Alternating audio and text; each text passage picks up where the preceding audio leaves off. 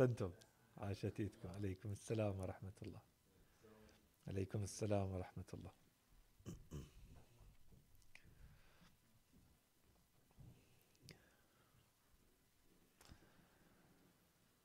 السلام عليكم ورحمة الله. الله يحفظكم.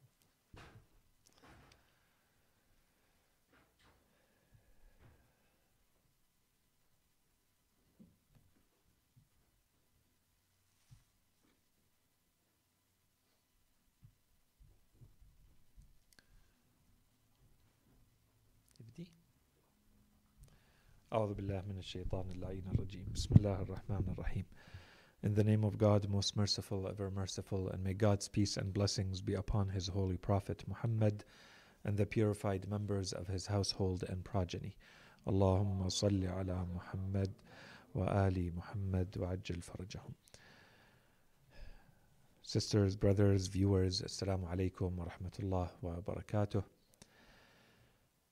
And thank you for joining us once again in our life, the Islamic Answer series, in which we try to extrapolate the teachings of Islam from the Holy Quran and the narrations of Ahlul Bayt alayhim as-salam to learn how to live in this complex and fast-changing world of ours.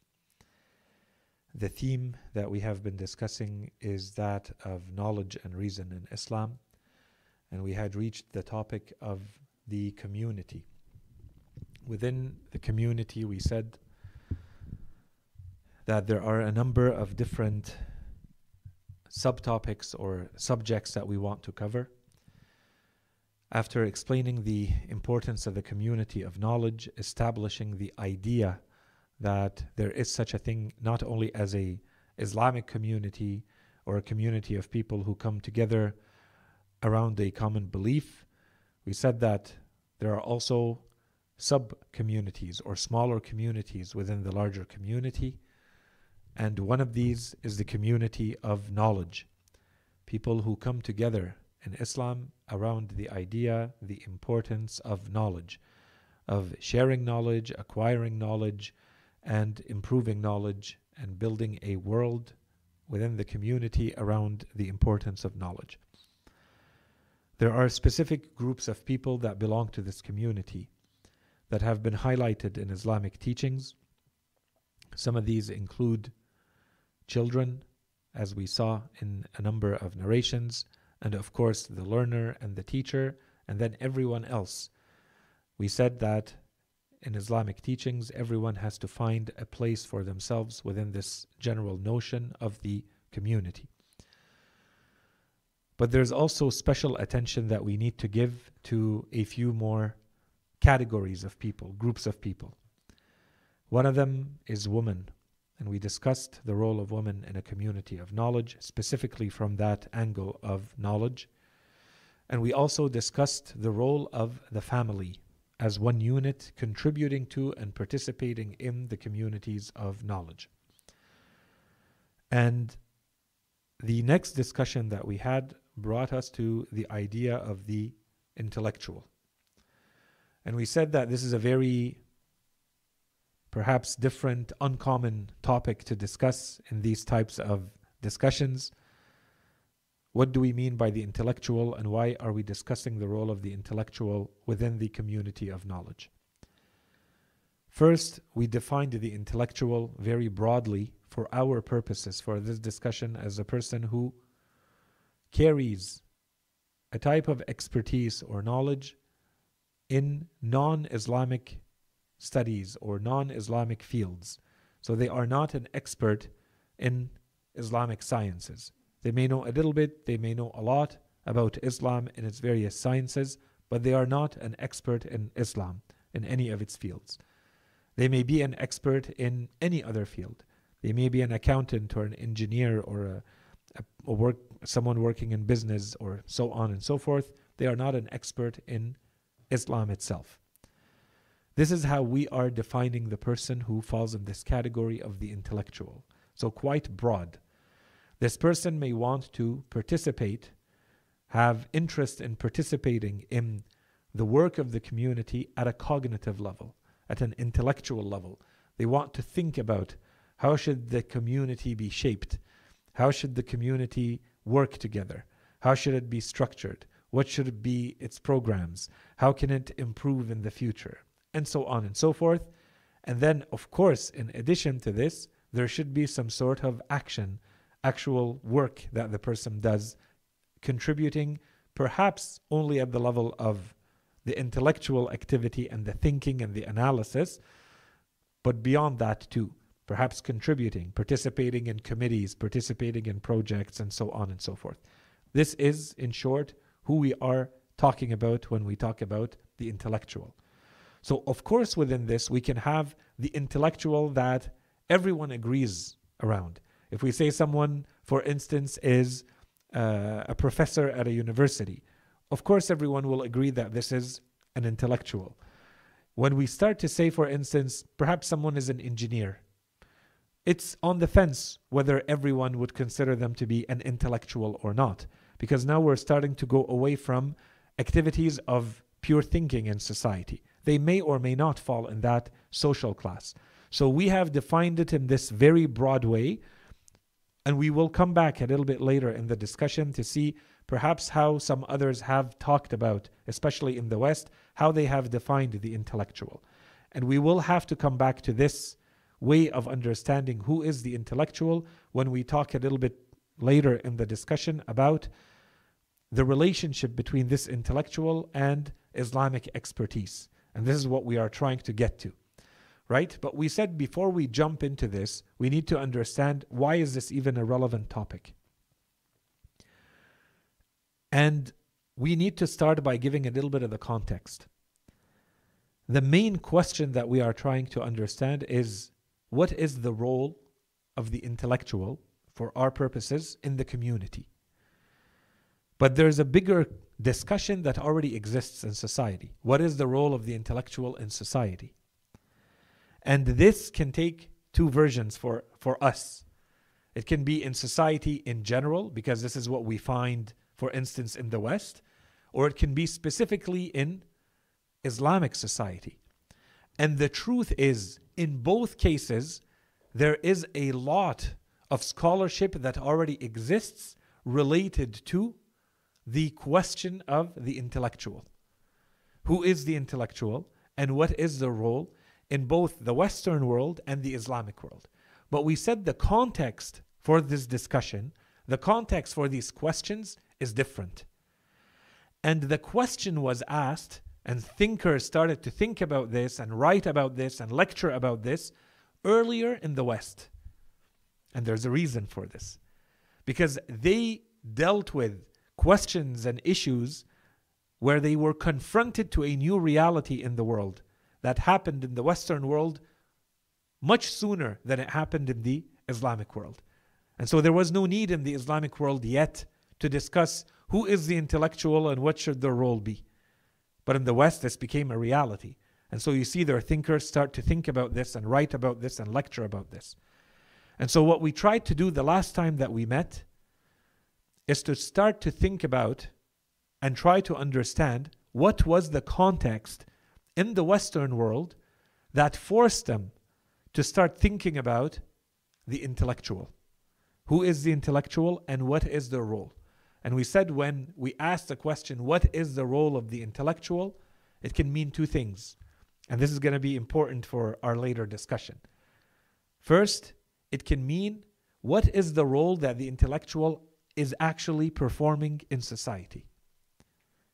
Or it can mean what role should the intellectual perform in society? Because they may perform a role that is not what their true responsibility is. There's a difference between what they are doing now, what they contribute to, what they participate in, and what they should be participating in. And in truth, this is a difference of discussion. The first one is to describe what is happening. The other one is to provide a moral judgment. Right? You say there is an obligation, there's a responsibility, there's a duty to do certain things. So very quickly, I'll provide a summary. There were people who were not in attendance last week and we had issues with the broadcasting. and I don't think that it has been put up yet, our recording. So I'll provide a very quick summary of the headings without too much explanation, and then we'll add today. So what we're trying to do now is to look at what was the context in the West that forced Western society to start thinking about and start asking questions about who is the intellectual and what do they do? What does an intellectual do? Then we will ask the same question about Islamic societies. What happened in the Islamic world that forced Muslim thinkers and Muslim scholars to start thinking about this question? Who is an intellectual and what do they do in society? And the main question here is going to be, and what is the relationship with Islam? Do we need intellectuals to participate in and think about Islam, or can we simply rely on the scholars of Islam? Is there now a need to start thinking about beyond the pure expert and scholar in Islam? And we said the implied question under all of this is that we have to decide first, are we of the school of people who believe that Islam has something to say about everything in life, about every dimension in life? Or is Islam strictly limited to the areas of life that have to do with spirituality, religion in the strict sense? You know, our soul and its salvation in the afterlife. So Islam shouldn't have a lot to say about, maybe a little bit about an economic system, but not more than that. Maybe not really a lot about psychology. Maybe nothing about biology. Maybe nothing about anything that we can understand and study and reach and conclude based on what God has given us. He has given us reason. He has given us the senses. We can study the world, explore it, understand it, reach conclusions. Allah subhanahu wa ta'ala has given us tools for this. But Allah subhanahu wa ta'ala has not given us tools to understand, how do I enter paradise in the afterlife? Therefore, I need the tools from the outside because I don't carry them internally. My reason cannot tell me. Therefore, I need details. So religion comes and says, I need you to fast and to pray and to perform the pilgrimage, because that's how you show worship to God. He wants to be worshipped in a specific way, not in general how you decide to worship Him. Right? And if you remember the series, for those who were part of the series, when we explained the lessons on beliefs, we explained this is one of the main reasons why we need religion, because it provides sources of knowledge that cannot be provided by any other tool. But what about the rest? What about those areas that seem to be common between what revelation can say something about and what our reason may be able to reach in terms of conclusions? There are things we know that reason cannot reach. Reason cannot reach by itself on its own a lot of the things, a lot of the details that we find. For instance, what is awaiting us after death? No one knows. There is no amount of reasoning and analysis that can reach a detailed conclusion about this question. There is very high level conclusions that we can reach. You have to say that if you believe that there is a creator, a designer to this world, therefore there must be justice that is provided based on how you lived in this world awaiting you in the afterlife. That's the most you can reach based on reason. The details of that, nothing is necessary. It could be one way or another. Where do I get the details for this? What tells me how do I have to live in this world so that I can maximize, optimize my benefits in the afterlife? I can't reach that conclusion based on reason alone. And that's why I need religion. I need something outside of reason. But what about all those other areas in life where reason seems to have a lot to say? Anything related to medicine or engineering, or how social life should be organized, political life, economic life, and so on and so forth. Does Islam have a lot to say about these fields or not? If you believe that it does not, as some people do, as some even scholars do, then you may not be interested too much in this discussion. Because you would say that the intellectual is the one who works in their areas of expertise, and the religious scholar works in the areas of their expertise within religion, and everything stops there. But if you believe that religion has a lot to say about every aspect of life, every dimension of life, and that the world is changing quickly, it's no longer a traditional world where there was something very clear-cut called religion, and you know where to find it and the answers that it can provide. If you happen to be living in a minority situation, you are a small community in a much bigger society that does not believe the same things you believe, does not hold the same values you hold, where things are blurred between who is an expert in what and what they can contribute to a community,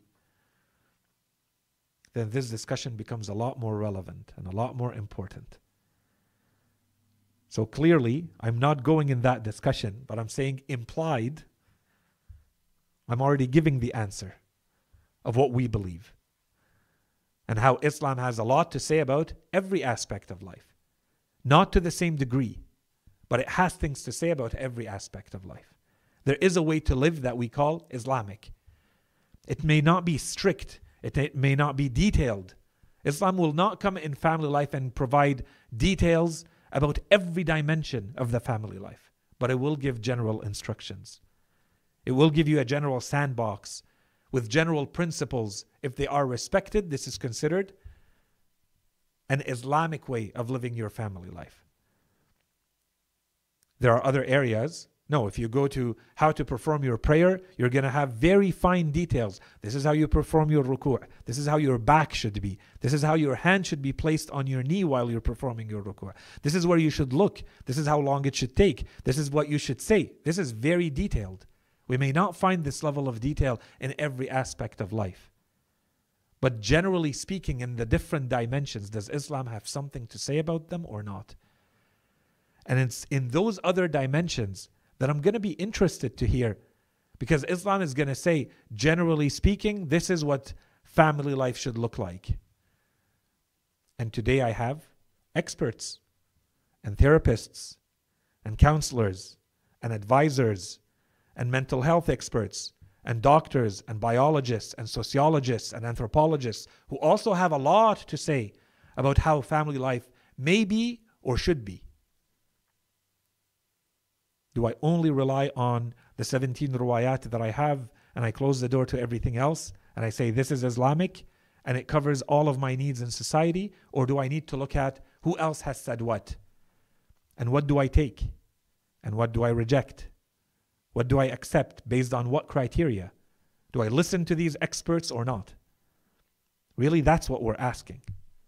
This is one field, and we can apply this to every dimension and every angle and every aspect of life. And this is one type of discussion to have when you are living in an Islamic society. It's another discussion to have when you are living as a very small minority. Sometimes a minority within a minority in a much larger ocean of very different values and ideological currents, ways of thinking and understanding the world. Very different than what you hold. So that discussion becomes a lot more relevant, a lot more important. In any case, inshallah, all of this is clear now. That was the introduction that we tried to cover a little bit last time that we met. And so we said, obviously, one thing that we keep in mind before jumping into this is that depending on how we answer this question of the role of the intellectual, since we're talking about the community, and we stepped a little bit outside of purely the community of knowledge to community in general, which in truth is one and the same thing.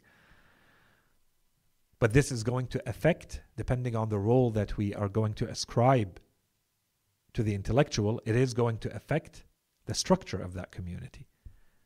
Because we're saying that there is one more ingredient that we have to make sure is there, present, with a defined role, the intellectual, which will affect the structure, the workings, the governance of that committee or that community.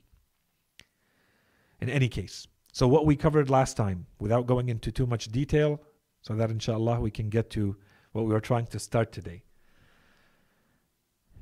We said the discussion in the West began with the rise of rationalism in the West, or the Enlightenment. So you go back to 17th century and onwards, and you have a group of people who, because of a very long accumulation of events and things that happened in their societies and how their societies are structured, and the type of oppression and injustice and poverty and misery that many of these societies were living in, they revolted against what was called the traditional structure of society, the traditional way of living in society, which was, as we said, based on revelation and religion and the church state as the authority. All of that was thrown out and replaced with, this is the Enlightenment, replaced with reason, science, and the individual, which led to democracy and everything related to the individual and individual rights and human rights and so on and so forth. This was the first step. And those who led this charge were the philosophes, as they called them, right? Voltaire and Montesquieu and Diderot and others. Maybe another time we'll talk in detail about what they left. Until today, many people think that Rousseau is one of the main thinkers of this. And until today, the intellectual is represented by who he was and his thoughts and what he left behind as a legacy. The same thing we find in others. And that generated a whole discussion that goes on until today about, can the intellectual be religious or do they have to be secular? Because of this legacy that came from that time of the Enlightenment. This is what started the whole discussion. We're changing the entire structure of society, how we think, where we find our truth. As we said, you let go of revelation and religion and the church, and you replace them with what you can do alone as a human being, with your own thinking, so reason. And the main tool you're going to rely on is going to be science, empirical science, mathematical empirical science. And it's all about you as an individual. Therefore, your happiness, therefore you're the only matter. You're the only thing or one or entity that matters. So if all of that is the case, then I have to rethink society. I have to rethink the role of the intellectual in that society. The intellectual was kind of on the margins before. But if this is how things are shifting, you get rid of the clergy, you get rid of those who are running the state as an extension of the sovereign, of the monarch, of the king and queen, and you're going to replace all of that with the intellectual. That was a 180. It was a revolution. And then this began a whole series of events. And they're all related, and we don't have time to link them and show how they are related. Inshallah, it's clear in a lot of ways. Followed by 18th and 19th century, we said the Industrial Revolution. Now you are able to use heavy machinery to perform the work that had to be done by manual labor. Which means that there are people who had the means to own this machinery and to own the land and to own the buildings where all of this is being done. And so they made all the money. And for all of this to work, you need hordes and masses of people. And so you have a working class who is provided just enough to continue to be a working class, and those who own the means of production, those who own the land and the machinery and the buildings and they are the ones who create the system and the laws and the structure that ensure that this remains the case forever. And those who do not have continue to not to have. And this perpetuates in time through a legal system and an educational system and a social system and a religious system and so on and so forth. And so the intellectuals of that time start to think about, why is this the case? Why are we ending up, even though society is supposed to get better because of the Industrial Revolution, things should get a lot easier and a lot better for human beings. They're not. The majority of the people are now living under the standard of poverty and causing more and more oppression and more misery and more injustice in society. What is happening?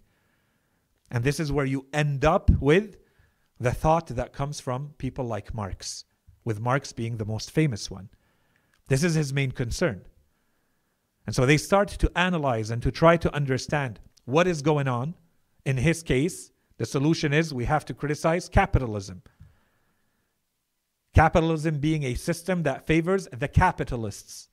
The capitalists being the ones who own the capital, the means of production, the means of generating wealth and power in society.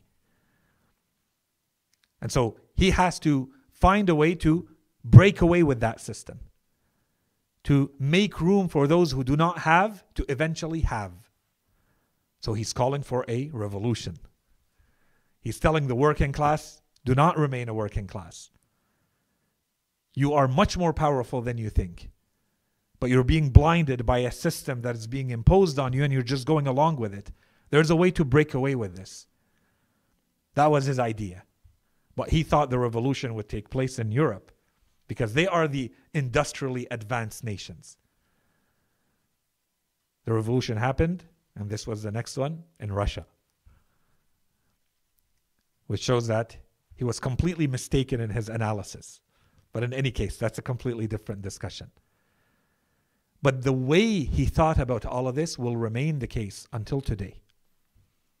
Because he's trying to identify what is the role of the intellectual. How is the intellectual contributing to this system that is oppressing some people and helping others? Is the intellectual doing what they're supposed to do? They're going to have to pay a price if they criticize the system, if they go against the capitalists. But is that their duty or not? Slowly we start to find the discussion around the duty and the responsibility of the intellectual. Led to the rise of nationalism and the nation state. The world is changing. There are more and more states appearing, and we're really starting to talk about states as opposed to just extremely large empires as it used to be before. And this forces the discussion on what is the role of the intellectual in the state. How important is nationalism? That we all unite together because of the geographic and political borders that we have created. And if you criticize the state, are you a traitor? Or is that your role?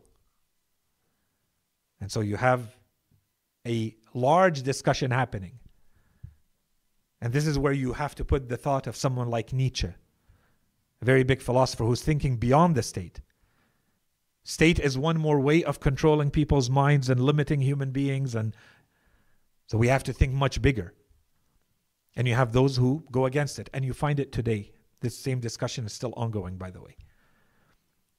Then, we talked a little bit about the Russian Revolution, and this is where you start to have a lot of thinking about what is called cultural hegemony. The way to control and force only one way of thinking. How is this created? Can it be created without intellectuals participating in it? You need tools that only the intellectuals possess to be able to create that. A culture that forces the masses, all of them, to move in one direction. Should they contribute to this if they are told that this is in the benefit and the interests of the nation? Or should they criticize this and stand up against it and say, we see what you're trying to do. Others may not, but we see it right away. We can analyze it. We can criticize it. We can expose it. And so we have thinkers at that time, in that period, who started to emerge on both sides. And many of them started to fall under oppression and huge injustices committed against them because of this. Because they spoke up. They analyzed. They started to identify the tools, the structures of power, and how to put them in place and how to break away from them. Okay? Maybe later in the series we come back to this. Then we get to the two world wars. World War I, World War II. I've talked enough about these. I don't need to give too much explanation here except to say that these wars proved what a lot of thinkers had started to think about and to perhaps criticize shyly and they were not really getting any traction. That progress or change is not automatically and necessarily good. The Industrial Revolution that eventually leads to a lot of scientific progress is not automatically good. We have to add something else to it to ensure that it remains good. And the proof came in World War I and then World War II. This was the result of a lot of scientific progress. A lot of scientific and technological and industrial progress. But when it is without any values, without any ethics or morality, without any other principles, it's blind progress. It could be easily used in the way that it was used in World War I and much worse in World War II. And this created what was called the crisis of civilization. We are no longer sure what it means to be a civilization. The devastation that happens in the world after World War I and especially World War II means that everything we thought we knew about what it means to be a civilization is out the window. And this is where you start to see a lot of works coming out to criticize science and to criticize technology and to criticize modern times. You have works like The Decline of the West and other works. And you also have a lot of thinkers now obsessively and focused on the darker parts of the human being, like Freud and others. They're trying to understand and make sense of what would get human beings to act in this way. Savage, barbaric way that leads to a World War I and a World War II. Okay, so of course, with all of this and where are the intellectuals in all of this? Could any of this have been possible without the intellectuals or not? This goes on. We move to the Cold War. After World War II emerges two superpowers who are both trying to increase their power, increase their grip. With more and more states joining one or the other, it becomes impossible for a state to stay in limbo and not to ally itself to either on the side of the USSR or the side of and the Soviets or the United States. And that tension in the world was called the Cold War. It's not an actual war, but there's enmity and hatred and conflict, which created another situation for the intellectuals. It put them in a dilemma that it was no longer possible to just be a neutral intellectual. No matter what you said and no matter what you did as an intellectual had to fall in one of the two categories. You are either with us or against us. So everything is reinterpreted that way. And that's the dilemma that this caused. And sometimes in today's world we still find this. So something to keep in mind. We keep going. Then we have the post-colonial or decolonization of the world. The world used to be colonies. You had superpowers before World War II that had collapsed as these dominant superpowers, like the UK, the United Kingdom, that had colonies everywhere, Canada and elsewhere. The same thing was happening in Africa, same thing was happening in the Middle East, same thing was happening in elsewhere. The people were rising in India very famously and were asking to become an autonomous state. I no longer want to be your colony, to be colonized by you. I want to become my own entity, politically and socially and religiously and linguistically and so on and so forth. And here emerged the whole discussion on what that means. What is the role of the intellectual before? When you suddenly realize that you have been colonized, what is the role of the intellectual? Because the intellectual can very easily fit into the work, the mandate, the benefits of being close to the colonizer or the empire, as opposed to joining with those who are trying to stand up against. And so this is where you see a lot of the discussion and a lot of the thinking around this. And this is extremely important for the Islamic world, which until today is a hot topic. In any case, so I'll continue. This can take us very far.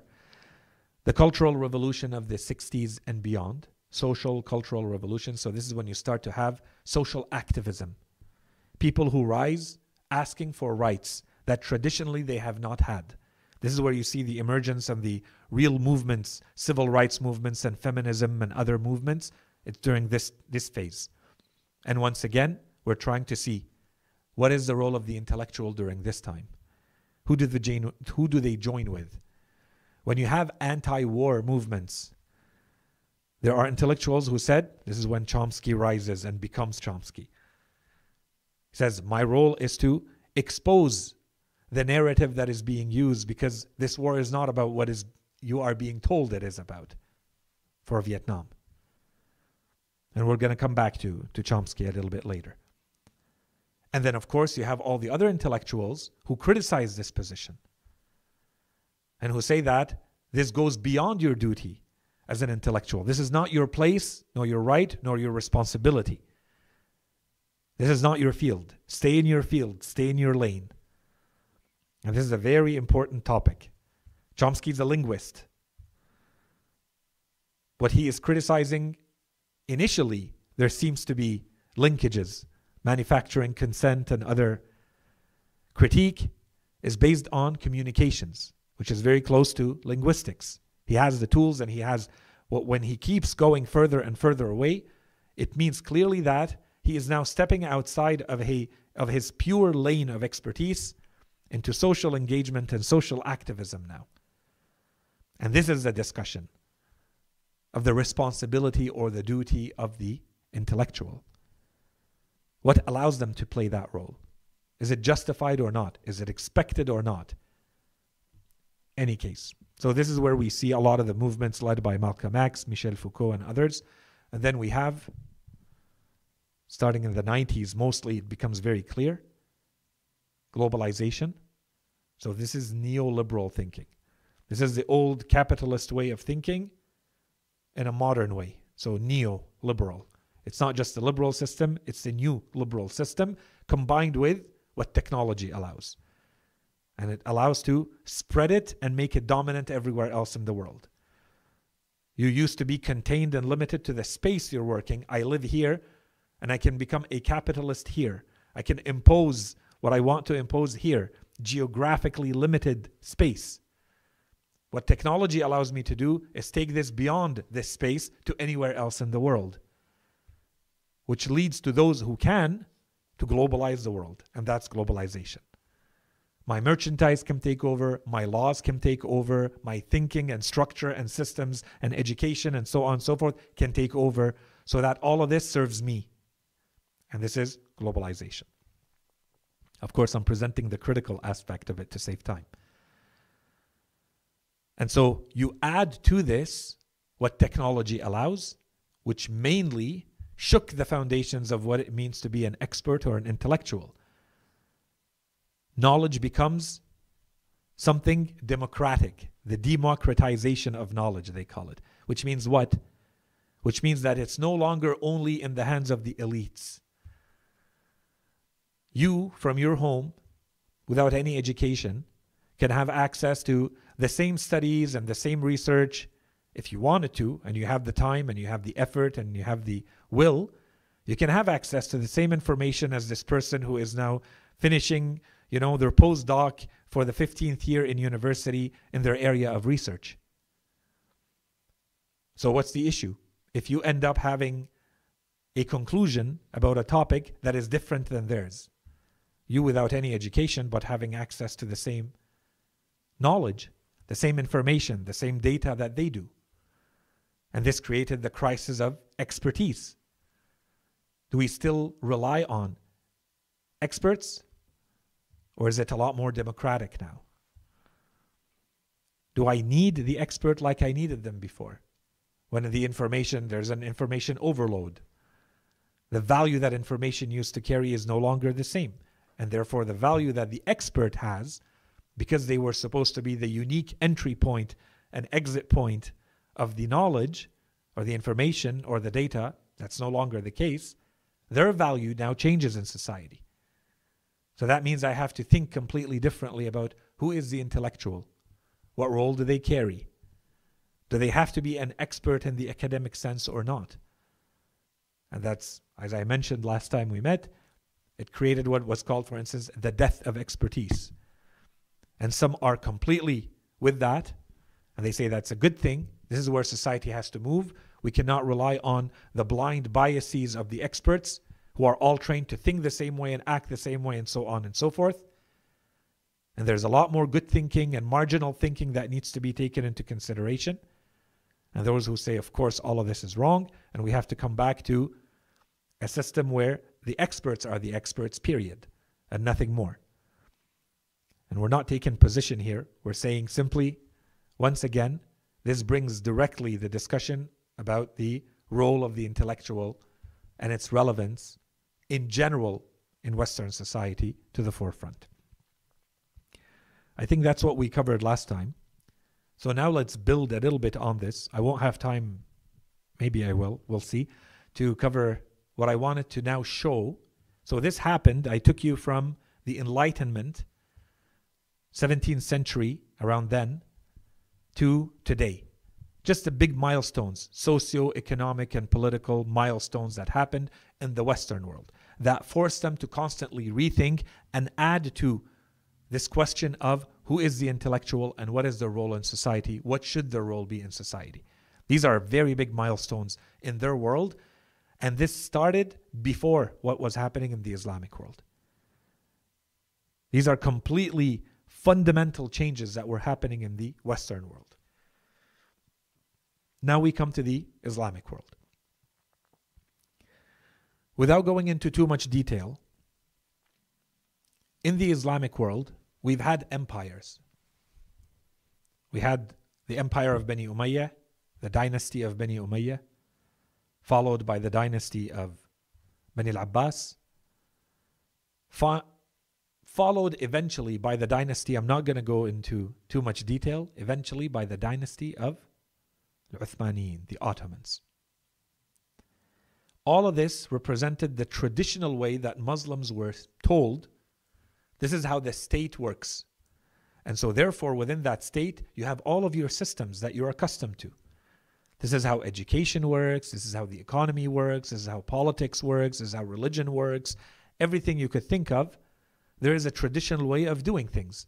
No matter where you are in the Islamic world, you are within that empire, which is kind of generally speaking being run in the same way.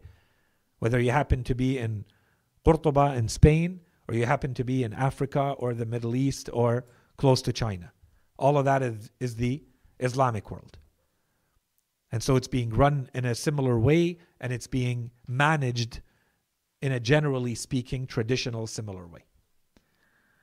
What happens to the Ottoman Empire? It starts to decline.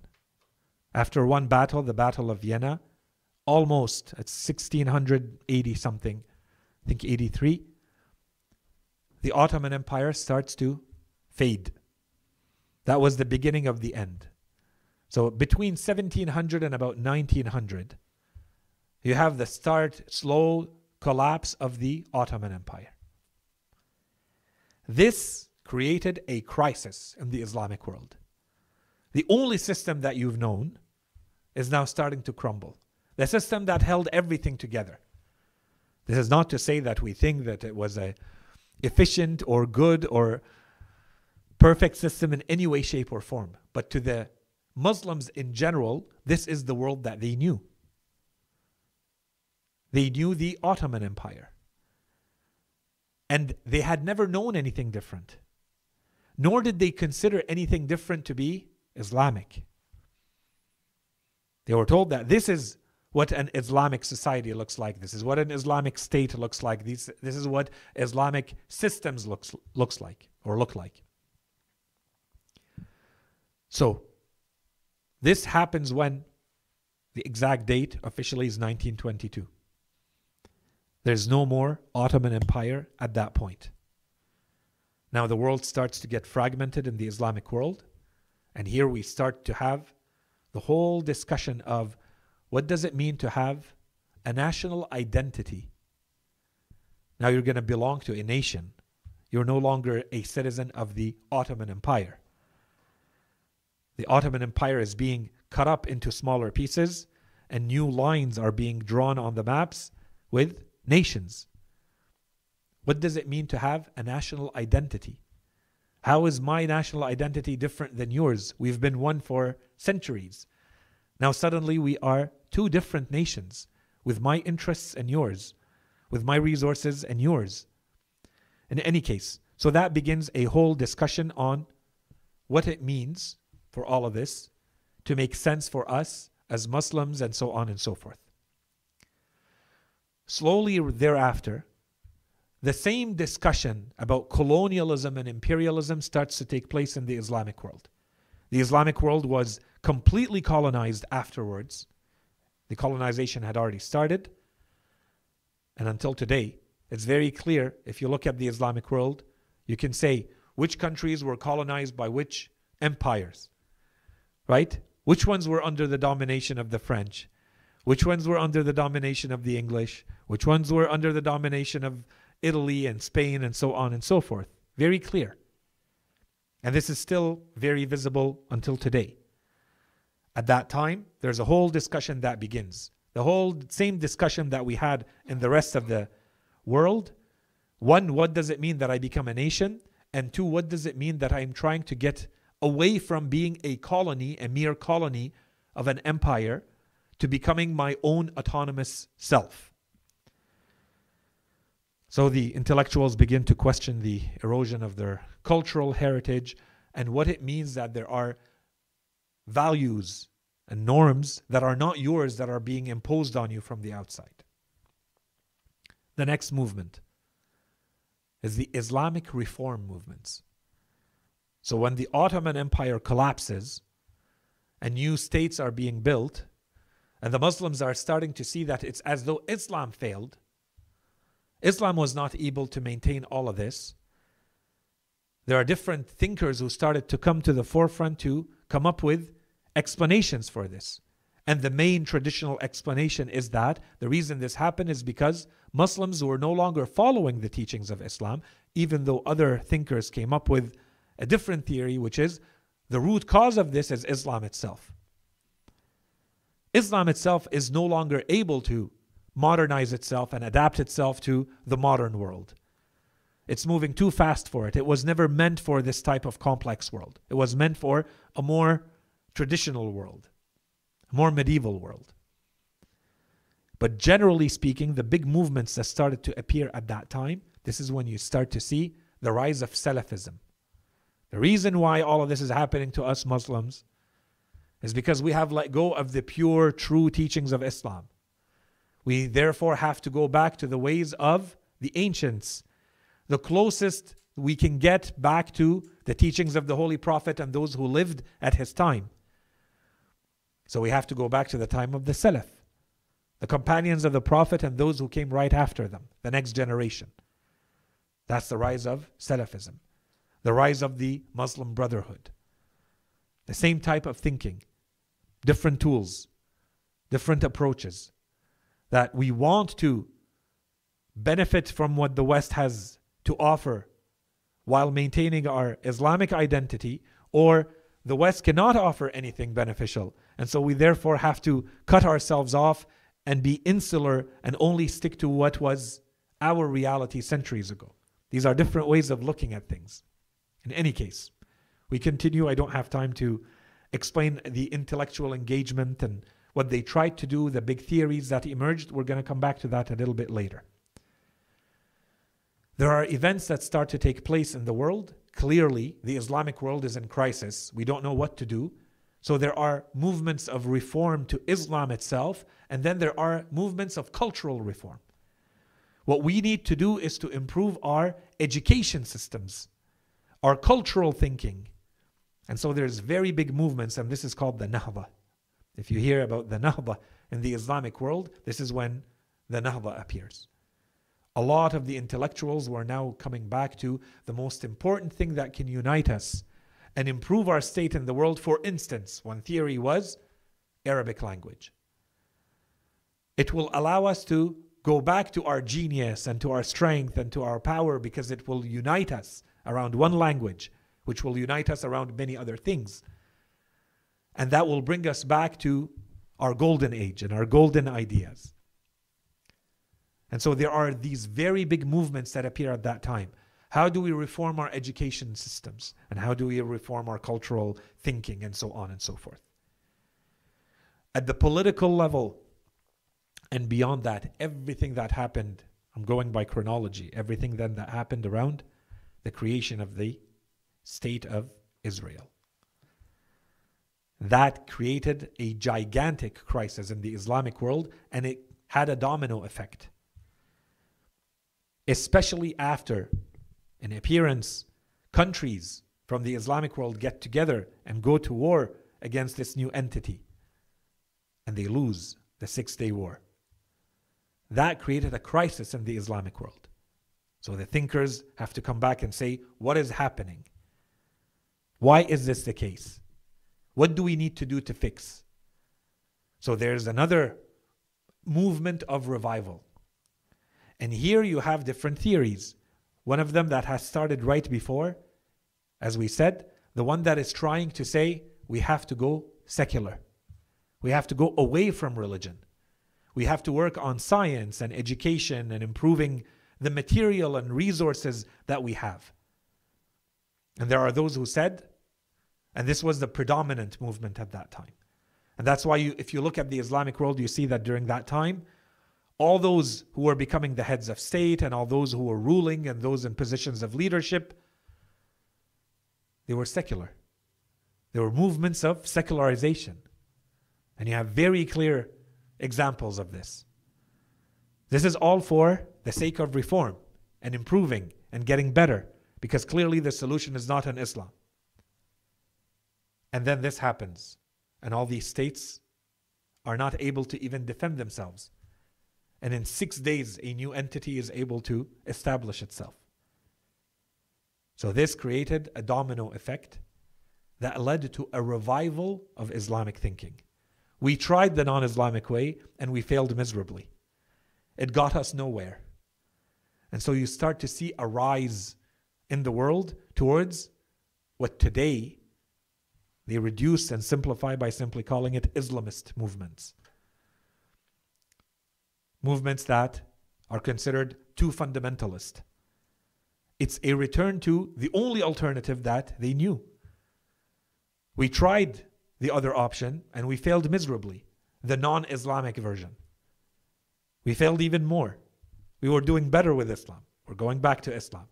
And so in society, you see Islam rises again. And organized Islamic work starts to rise again. And then what gave it its tremendous success and momentum is the revolution in Iran.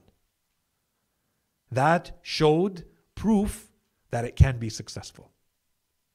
And so this pushed a lot of the other organized thinking around Islam in the world to say, if they can do it, we can do it too.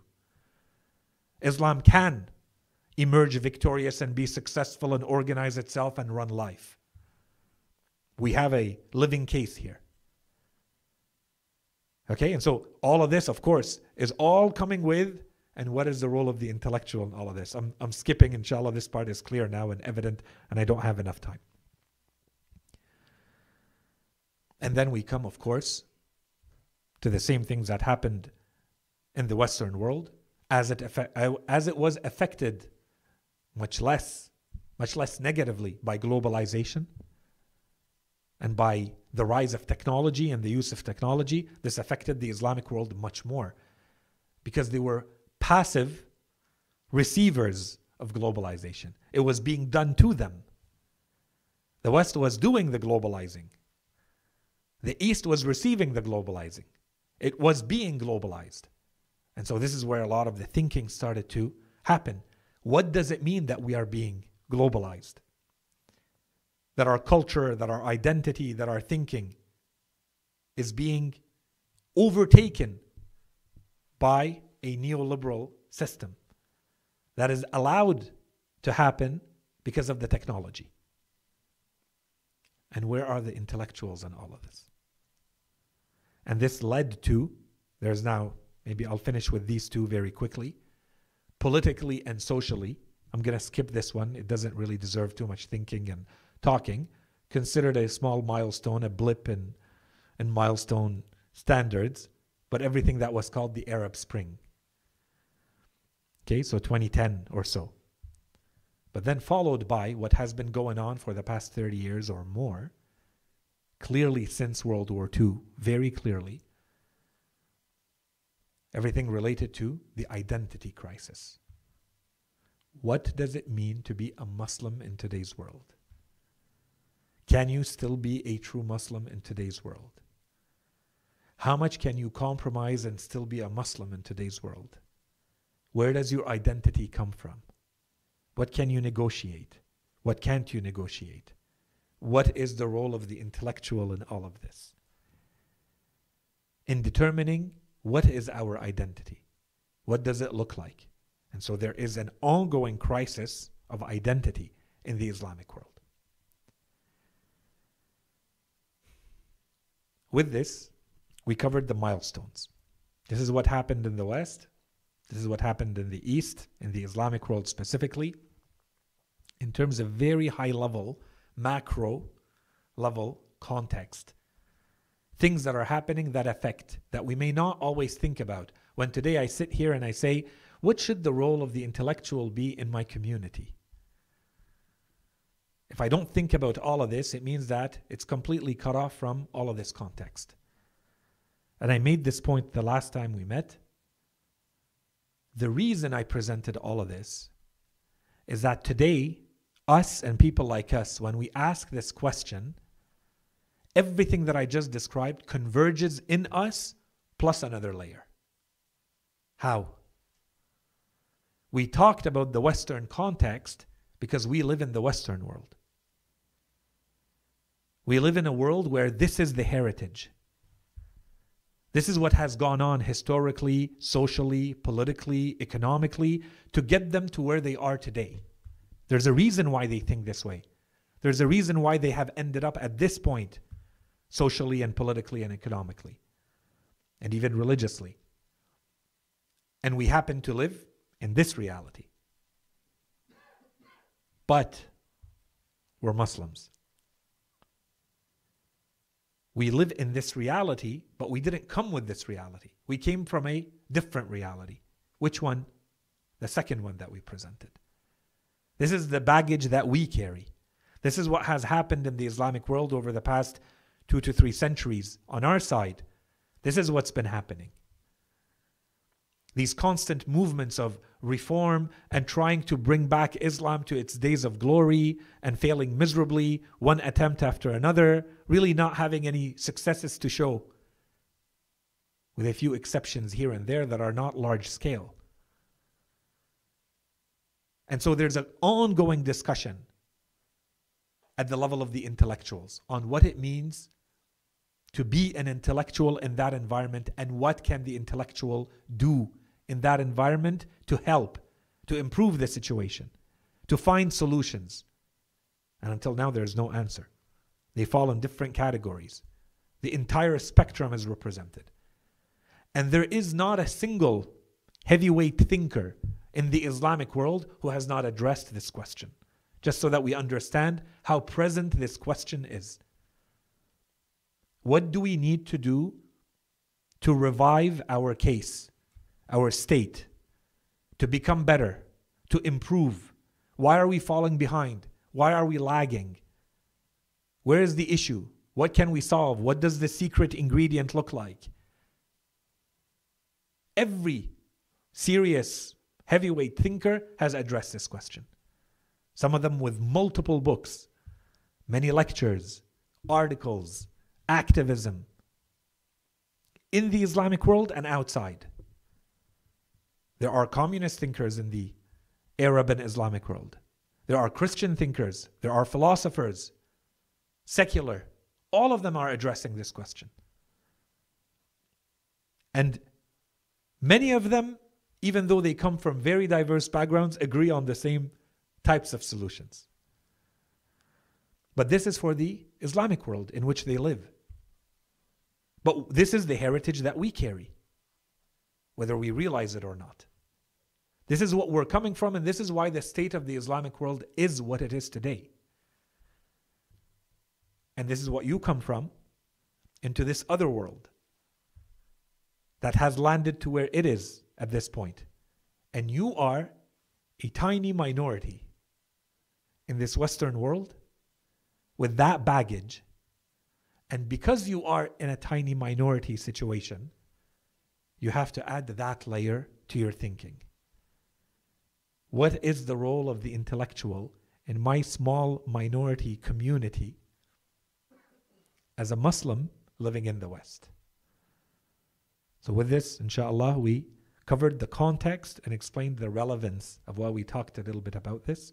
Inshallah, the next time we meet, we're going to start to present some of the answers that have been proposed on both sides, in the West and by our Muslim thinkers and scholars, to this question. What does it mean and why they talk about this? وصلى الله على سيدنا محمد وعلى آله الطيبين الطاهرين. I know the topic is a little dense and abstract and complex, and we're trying to simplify as much as we can. Inshallah, it's still interesting and relevant and useful enough by your standards. We'll do our best to keep it that way.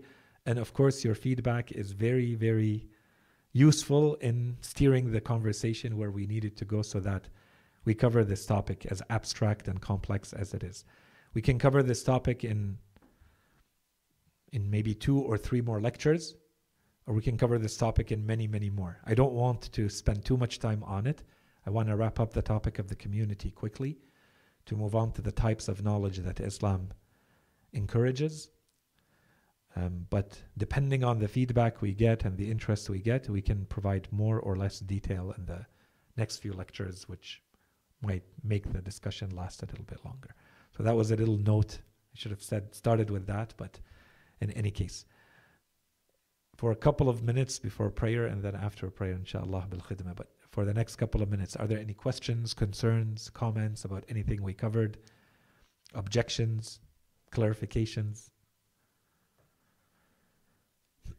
تفضلوا. Yeah. Thank you very much. It's fascinating to hear the comparison you made. Not the comparison, but these contextual explanation from the West and the Islamic world.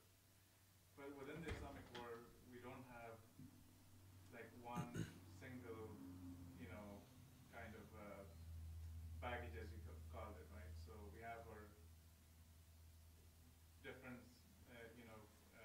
societies within the Islamic world, and all of them come with their own nuances, right?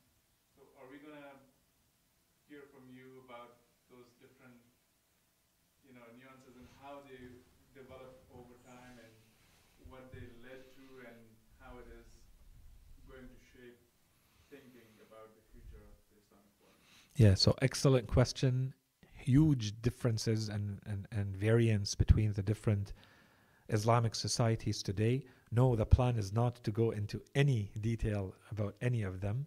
The plan was simply to present highlights from a couple of scholars and what they have tried to do with this question of the intellectual in the Western world, the Islamic world, and maybe a little bit of a focus at the end, spend a bit more detail, and some of our own scholars have said internally to the school of Ahl al-Bayt alayhim salam, and that's it.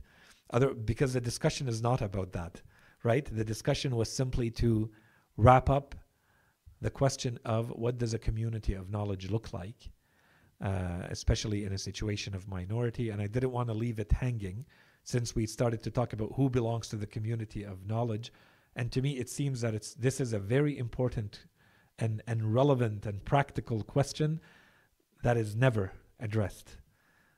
I don't know of any cases where it has been addressed, especially in our communities living in the West. What does it mean to say this is the role of the intellectual in the community? What does that role look like? Do they even have a role or not? And as I said, it may not be, the question may not arise with these words, but our lived experience in our own communities is that there's a very pressing need to address this question. Yeah. Sorry to disappoint. On the side, I'm very interested, and of course, yes. Any questions, concerns, comments in the back? تفضلوا. تفضلوا. So you mentioned how there are philosophers like Freud who explore or try and figure out why people behave in like dark ways or why they do savage or barbaric things. Is there is there an Islamic kind of interpretation of those same human behaviors that's more psychology, mental health, or like behavioral rather than simply just saying it like, oh, that's the devil, you know?